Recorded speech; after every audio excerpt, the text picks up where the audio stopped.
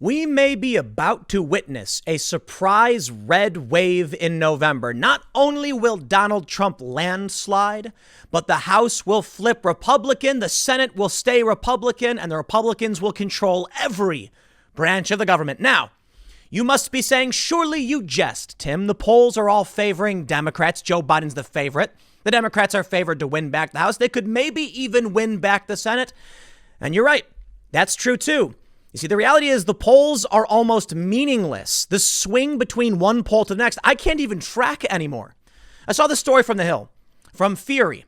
A surprising Republican wave election could be looming. And I thought to myself exactly what I just said. No way. Come on. How many people are going to try and say Trump's going to win, but the polls are favoring the Democrats? So I started looking at the polls, and they're meaningless. I mean, most of them. You got one poll, it's like Trump minus 17, another poll, Trump plus 3. No one has any idea about what's to come in November, especially with the mail-in voting fiasco. So I decided to ignore the polls and look at general sentiment. And what did I find? There are a lot of jurisdictions, a lot of districts and areas where support is for Trump. I recall that story from CNN from a little while ago. It was a Democrat stronghold. They had visited and found that even though these locals were going to vote Democrat in local elections, they were supporting Trump as president. And now we're seeing similar things in many different states. It appears in Ohio. We're seeing it in Minnesota. In fact, NBC News ran a story saying Trump could win Minnesota, lose 3 other major states, major swing states, and still beat Joe Biden so long as his other 2016 victories stay with him in 2020. Well, I don't know exactly what's going to happen, but I like to entertain some ideas as to why we may actually be looking at a looming red wave and Trump victory. I'm not going to be stupid enough to make this bold prediction like the Republicans will absolutely win. But I want to look at these polls, talk to you about why I just don't believe it, and then show you some stories which suggest we may actually be looking at a Republican victory. See, the media is doing the exact same thing they did back in 2015 and 2016. They haven't learned anything. And if we follow the polls like we did back then, it's possible that even though Trump is not favored to win, he still will win. But I do think that regular people are flipping for Trump in a lot of different ways. Notably, Time Magazine has a story about fringe conspiracy theories persisting. Now, I wonder if this is just an excuse they're going to try and use when they lose. Oh, all the people who voted for Trump just believe fake news and conspiracy posts on the internet. And this is true. I've personally met people who believe crazy things and support Trump. But this just shows the media has failed, and all the more reason not to trust them when their polls come out and say Donald Trump is up, down, left, right. None of it even makes sense, does it? So I look at sentiment. How many signs have you seen for Joe Biden? They exist. I've seen one in person, but I've seen more Trump signs than I can count. How many Biden hats, Biden supporters? Not a whole lot. The enthusiasm gap is a serious problem, and even progressives are pointing it out. This may be a red wave kind of year. So let's first take a look at what John Fury has to say, opinion contributor for The Hill, where he gives some examples of why he thinks there will be a Republican red wave. Before we get started, however, head over to timcast.com/donate if you'd like to support my work. There's many ways you can give. There's a P.O. box if you'd like to send stuff. But the best thing you can do, share this video. If you think what I'm saying is reasonable, rational, and important, sharing is the best way to support my work because I don't have a big marketing department. I just rely on shares, word of mouth. If you really want to support me and make sure you're getting all the videos I put out, then subscribe, hit the like button, hit the notification bell. Let's read this story from The Hill first and then go through the data. A surprising Republican wave election could be looming. Fury writes, political waves come unexpectedly. That is especially the case when it comes to the House of Representatives. In 1994, nobody expected the House to flip to the Republicans for the first time in 40 years. The contract with America was seen as a curiosity. Rep. Newt Gingrich's vanity project. The media roundly lampooned it, and then November rolled around and history was made. In September 2006, George Bush wasn't that popular. The Iraq War wasn't going that well. But most pundits and most Republicans thought the House would hold. Then the rep, Mark Foley, from Florida.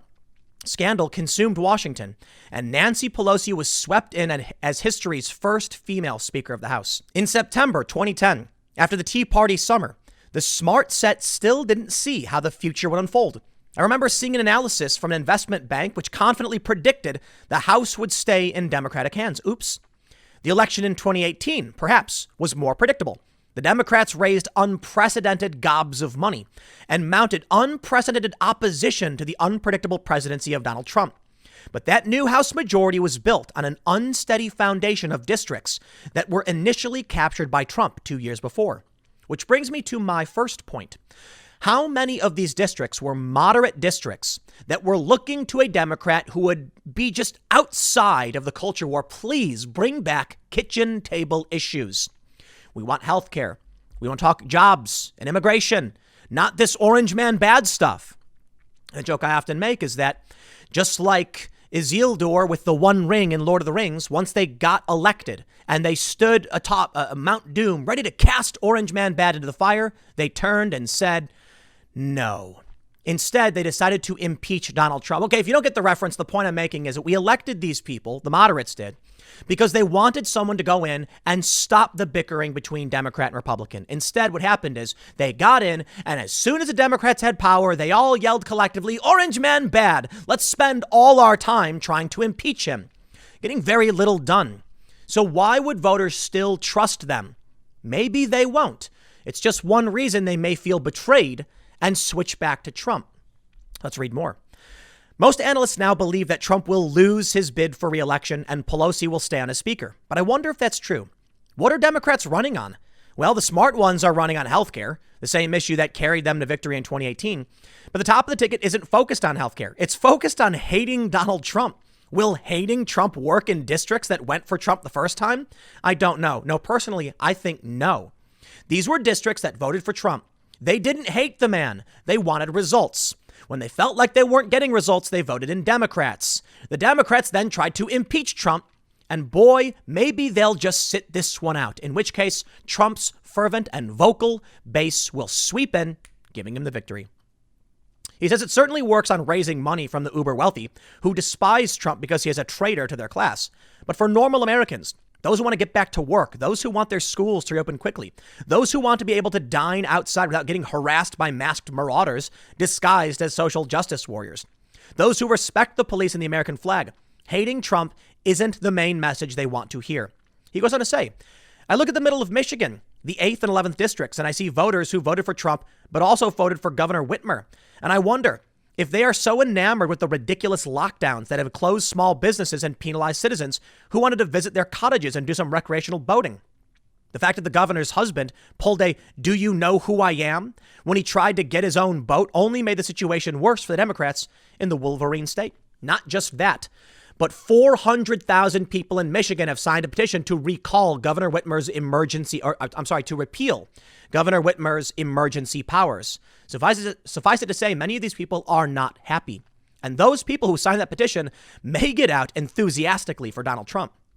He goes on to say, I look at Minnesota's 2nd district, and I think how the riots in Minnesota play in a part of the country that values law and order and believes strongly in the ideal of Minnesota nice.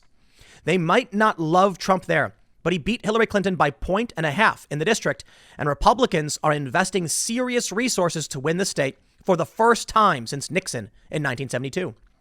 I look at New Jersey's 7th district, and I see a scion of a famous governor running on the Republican ticket in a state that was hard hit by COVID. The current governor has used sky-high ratings to consolidate power and push a left-wing agenda. That is just now starting to garner strong opposition. Trump lost the district by 1 point, and most analysts see Tom Keene losing. But these are the type of districts that move quickly in a wave. The voters are restless to get on with their lives, disgusted by a political class that continually flouts the laws in private as they tout them in public. Pelosi's Hairgate is but one example of politicians behaving badly. Joe Biden is all about American calm again, as he sluggishly campaigns with his mask and his teleprompter. But if Trump's energy, enthusiasm, and vision prevails in November, look for Republicans to catch a ride and recapture the House majority. Waves are hard to see in September, but rise up quickly in November. I decided to look into the polls. Is what he's saying true? Do people really feel this way? It feels like a lot of speculative, I don't know, nonsense. I say similar things. I don't know. The polls say this, but I feel this way. Does it matter how I feel? I mean, kind of. I looked at the polls and the pundits back in 2016, and they said Hillary, Hillary, Hillary, Trump will never win. And I believed it. Now I don't trust him. People bring up a really important point, however. Hillary Clinton was despised, still is, by a lot of people. Joe Biden, not so much. He's not particularly threatening. Some people might actually be okay with sleepy, creepy Joe sleeping in his chair and leaving the job to Kamala Harris. However, as it pertains to Trump and the House, I don't think it matters so much if people are telling everyone they're going to vote Democrat or Republican for congressional candidates. You know why? We just saw a trans Satanist anarchist win the GOP nomination in a small jurisdiction because people just check the box for whatever name is on the Republican ticket. Okay? Now, some people are upset having realized that this individual's slogan for their campaign was F the police. Well, what do you expect? You didn't know who you were voting for. But this is still good news for Republicans in the long run, especially in the House. If people just care about Trump, maybe when they're polled, when it comes to the House, they say, I don't know. But when they show up for Donald Trump, they're going to go RRR all the way down. And that means the Trump bump, the enthusiasm gap for Trump will benefit everyone down ticket. I looked over to Ohio and I said, show me the polls. What do we got? Morning Consult has Trump up 5 points. Wow. But previously, Rasmussen had Biden up 4 points. Previous to that, Trump up 5, Trump up 4. Then before that, Trump up 1. It goes back and forth. It flip-flops, but they're different polls. So I have no idea who is correct. So I decided, let's look at the aggregate polling. Well, Rasmussen has Donald Trump +3. We just look back to Economist YouGov -14 or Reuters Ipsos -17. So which is it? Okay, hold on. The latest polling is from Rasmussen with +3. Then Fox News from only a few days before, and it's -3. So maybe times are a-changing and Trump is starting to improve, or maybe the polls are meaningless. And maybe basing our predictions on polls that were fairly broken back in 2016, not completely, but not completely accurate, maybe that's a waste of time for everybody. And what we need to do is look at the actual sentiment of human beings. What do they think and what do they feel? Now, I know pollsters are trying to do that, but maybe they're just doing it wrong. Okay, people said in 2016 that the pollsters were right, but the predictions were wrong. Okay, then maybe the predictions are wrong. Maybe they're still not accurately polling the Midwest. Maybe they're missing Trump's hardcore base, in which case, Trump gonna win. I tell you this, it's the economy, stupid. At the RCP average, the Real Clear Politics polling average for Donald Trump, he is winning on the economy, and he has basically always been winning on the economy, except for this period in 2017. Up until COVID hit, he was enjoying ridiculously high polling on the economy. The only poll in the aggregate right now that has Trump underwater is a left-leaning Democratic research organization with Trump -2. Grinnell Seltzer has Trump +11 on the economy. I'm willing to bet people are going to show up and they're going to say, I just want the cash. I don't care about the social justice. I don't care about Black Lives Matter. Money talks, BS walks. They're going to walk in and say, I know who lined my pocket with gold, and it wasn't the Democrats. And there's going to be a lot of people who show up, and when they vote, they're going to vote for Republicans on the congressional ticket. You know why? One of the big disadvantages Republicans had in 2018 was that Trump was not on the ballot, meaning when these Democrats showed up to vote, they showed up because they hated Trump. But Trump supporters weren't voting for Trump, so they didn't show up to support the Republicans. And thus, many of the Republicans ended up losing. Let's take a look at some polls that actually favor Trump, however.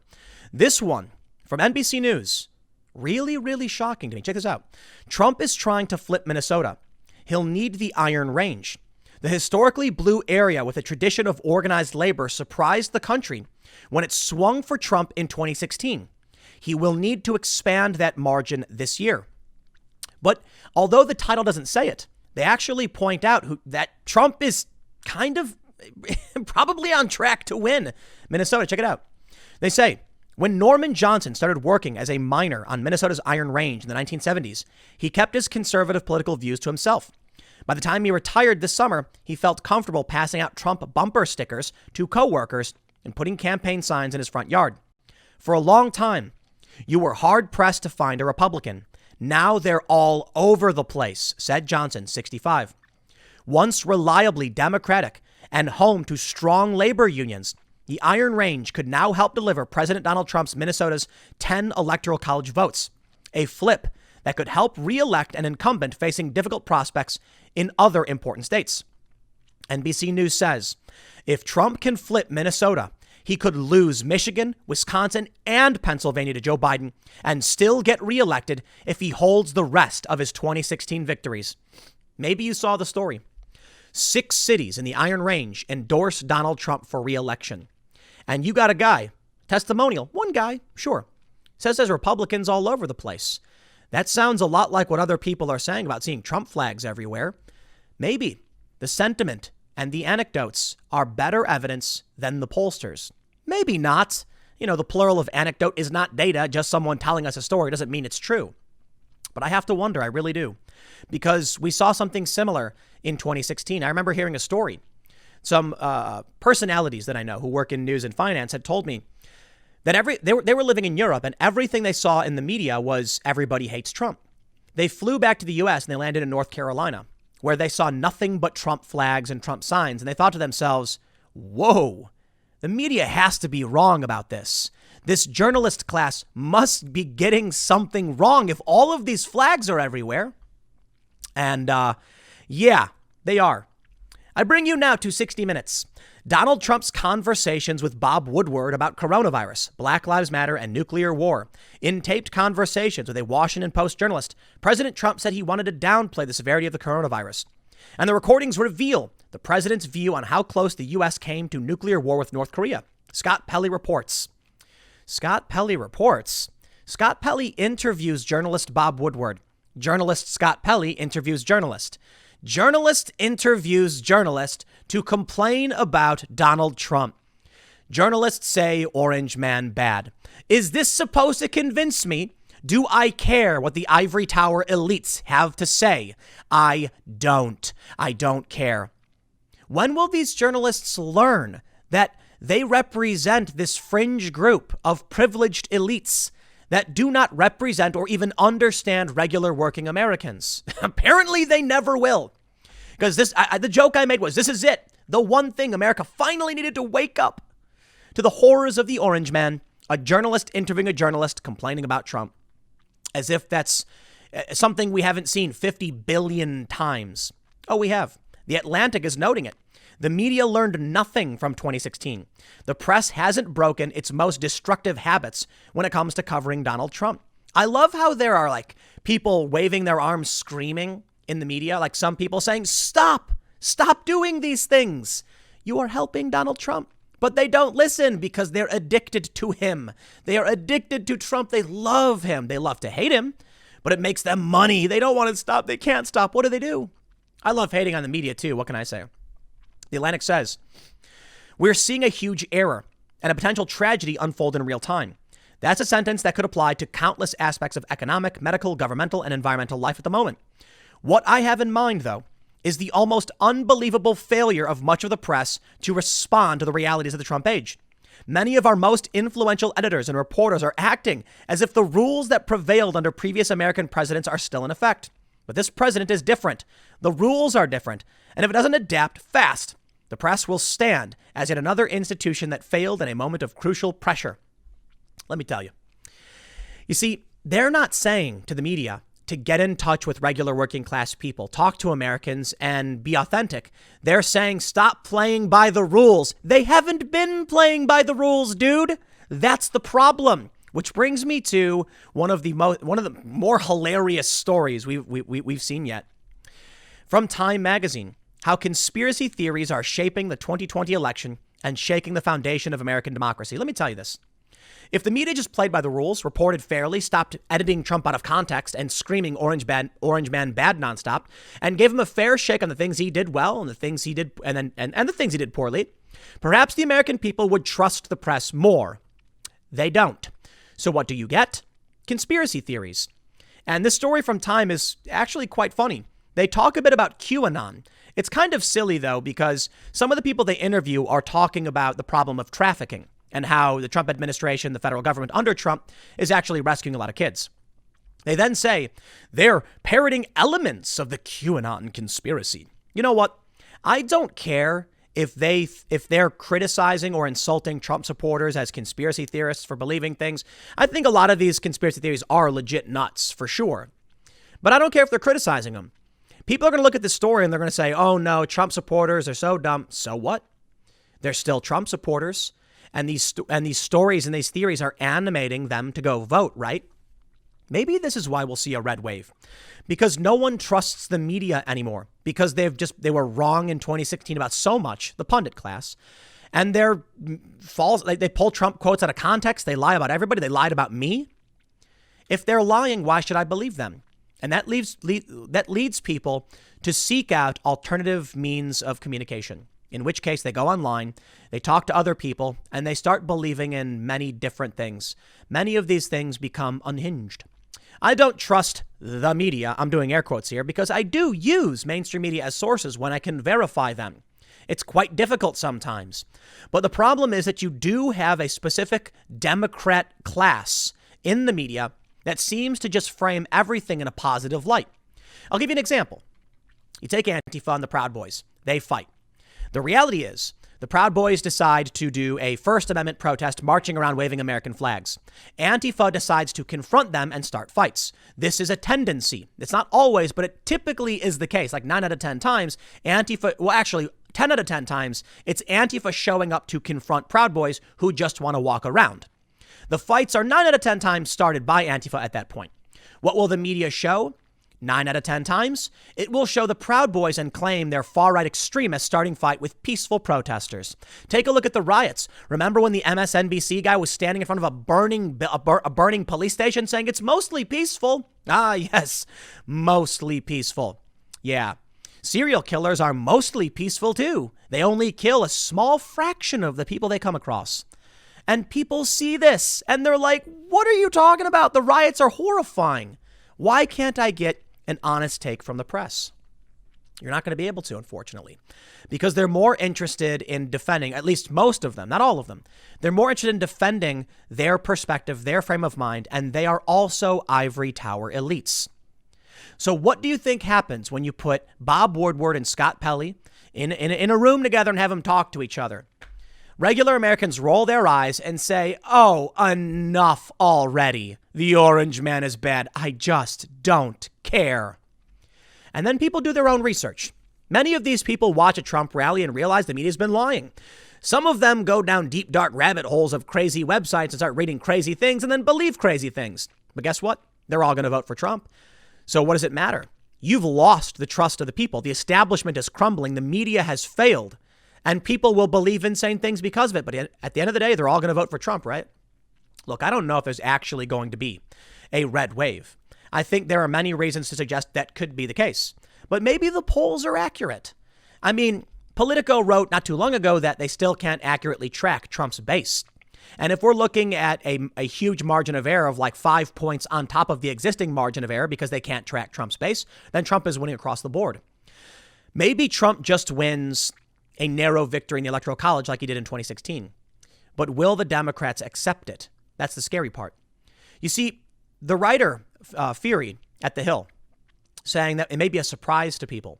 It may be a surprise to many of these Democrats, but maybe if you've been paying attention, you expect Trump to do better than they're predicting, probably win. If that's the case, what will Democrats do when they lose and their entire worldview is shattered to a million pieces? It turns out you are not popular. You are not in the majority, and you have dedicated your identity and your life to chasing after something unpopular that nobody wants. In fact, you are the fringe. I think they'll have a nervous breakdown, and it could end up being really, really bad for a lot of these people and ultimately really bad for us.